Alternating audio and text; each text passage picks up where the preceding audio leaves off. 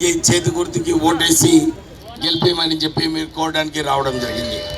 మీరందరూ కూడా మొన్న అసెంబ్లీ ఎలక్షన్స్లో వినోద్ గారికి పెద్ద ఎత్తున 37,000 ఓట్లతోని గెలిపించి మీరు ఏదైతే అవినీతి ప్రభుత్వము అహంకార ప్రభుత్వము కేసీఆర్ది గద్దదించడంలో కీలకమైన పాత్ర వేస్తున్నారు. ఇప్పుడు ఈ 5 సంవత్సరాలు కేవలం కాంగ్రెస్ ప్రభుత్వం సత్తాలో ఉంటుంది. మీ అన్ని పనులు చేసే ఏదైతే సత్తా ఉన్నదో అది కేవలం వినోద్ గారిది కాంగ్రెస్ పార్టీ ఉంటుంది. మీ అందరికీ కూడా ప్రజల సంక్షేమం కోసము మీ అందరికీ ఏదైతే 6 గ్యారంటీ కార్డులలో 5 గ్యారంటీ కార్డులు ఆల్రెడీ అమలు చేయడం జరిగిందో, ప్రత్యేకంగా ఈ ప్రాంత ప్రజలకు ఇందిరమ్మ గృహాలు ఏదైతే కాంగ్రెస్ పార్టీ ఇంతకుముందు ఇచ్చిందో మళ్ళొకసారి మీ అందరికీ ఇందిరమ్మ గృహాలు ఇవ్వబడున్నాడు. అంతేకాదు కేంద్రం నుంచి రాహుల్ గాంధీ గారు ప్రధానమంత్రి అయిన తర్వాత ప్రత్యేకంగా రైతు కూలీలకు 400 రూపాయలు, ఈరోజు 225 ఉంది, దాన్ని 400 రూపాయలు రాహుల్ గాంధీ గారు చేయడం జరిగింది.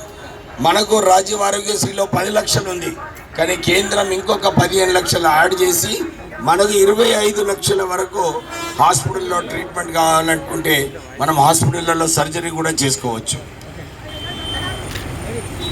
భారతీయ జనతా పార్టీ హయాంలో వచ్చినప్పుడు అప్పుడు కాంగ్రెస్ ప్రభుత్వంలో గ్యాస్ సిలిండర్ 460 రూపాయలు ఉండే, ఇప్పుడు గ్యాస్ సిలిండర్ 1200 రూపాయలు చేసిండు మోడీ. కాంగ్రెస్ పార్టీ మీ అందరికీ కూడా 500 రూపాయలనే గ్యాస్ సిలిండర్ ఇస్తామని చెప్పి మాట ఇవ్వడం జరిగింది. మోడీ గారు పెట్రోల్ ధర 60 రూపాయలు ఉంటే 110 రూపాయలు చేసిండు. నిత్యావసరాలన్నీ కూడా నూనె ధర 50 రూపాయలు అంటే 150 రూపాయలు చేసిండు. నిత్యావసరాల ధరలన్నీ కూడా పెరగడం జరిగింది. కేవలం ప్రధానమంత్రి మోడీ గారు, అమిత్ షా గారు వారు ఇద్దరు కూడా ఎట్లా అదాని అమ్మాని వారి ఆస్తులు పెరగాలని చెప్పి వారు పనిచేస్తున్నారు.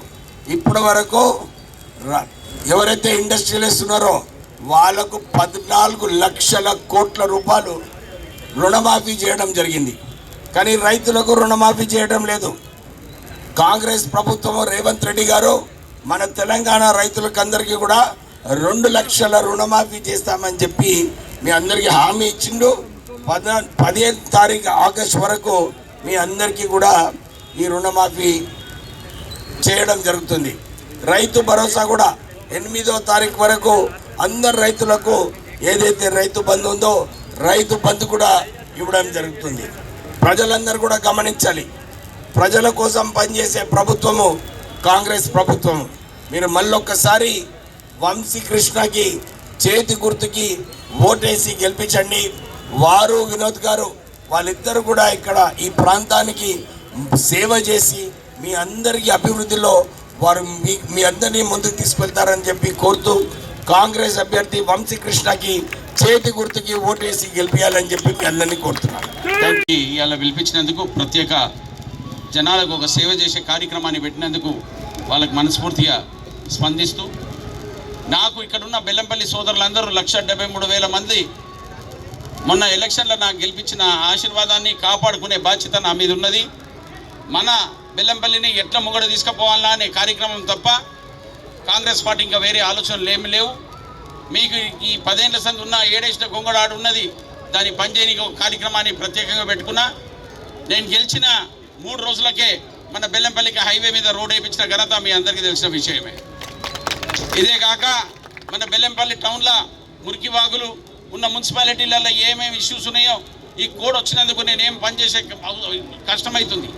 ఈ కష్టాన్ని దూరం చేయడానికే జూన్ 15 తర్వాత ప్రత్యేకంగా మన మున్సిపాలిటీ వాళ్ళతో మాట్లాడి మనం ఎట్లా ప్రోగ్రెస్ చేసుకోవాలో అనే కార్యక్రమాన్ని ప్రత్యేకంగా టేకప్ చేసిన. మీరు దయచేసి కొంచెం ఆగండి, ఒక్క ఓపిక పెట్టుకొని నాకు 15 జూన్ తర్వాత మన బెల్లంపల్లిని ఎట్లా అభివృద్ధి చేయాలనే కార్యక్రమం మీదనే ప్రత్యేకంగా కాన్సన్ట్రేట్ చేసి, ఇక్కడ ఇంకొకటి ప్రత్యేకంగా ఇంకొక కార్యక్రమాన్ని పెడుతున్న సోదరులారా, ఆడ నుంచి వచ్చే నీళ్లను ఆపి మన గోదావరి నుంచి తీసుకొచ్చే నీళ్ళ కార్యక్రమాన్ని కూడా ప్రపోజల్ తయారు చేస్తున్నాం మన మొత్తం బెల్లంపల్లిలో. ఇది కీలకమైన సమస్య. ప్రత్యేకంగా దీన్ని మెడికల్ కాలేజ్, ఇంజనీరింగ్ కాలేజ్ల గురించి కూడా ముఖ్యమంత్రి గారితో మాట్లాడినా జూనియర్ కాలేజ్ గురించి కూడా మాట్లాడినా, గ్రామాలలో ఏ రూపంగా మనం డెవలప్ చేయాలనో దాని గురించి మీ అందరికీ నేను తర్వాత వివరిస్తా. ఈరోజు ఈ కార్యక్రమానికి వచ్చినందుకు పేరున ప్రత్యేకంగా మన లేబర్ సోదరులకు నా తరఫు నుంచి ధన్యవాదాలు చెప్తున్నా. ఇక్కడ వచ్చిన తర్వాత మీరు ఏ సమస్య ఉన్నా 15 జూన్ తర్వాత నా ఆఫీస్కి రండి, క్యాంప్ ఆఫీస్ ఓపెన్ అవుతుంది. మీ అందరికీ అందుబాటులో ఉండి మీ సమస్యలన్నీ దూరం చేస్తాను. మీ అందరికీ మళ్ళీ ఒకసారి మాటిస్తూ మీ ఈరోజు కార్యక్రమాన్ని ఆర్గనైజ్ చేసిన మా సూరిబాబు గారు, మా సీనియర్ నాయకులందరూ, మన బెల్లంపల్లికి సంబంధించిన అందరికీ, తిరుమల శంకర్ గారి, స్వామి గారికి అండ్ మల్లయ్య గారికి అందరికీ నమస్తే చెప్తూ సెలవు తీసుకుంటున్నాను.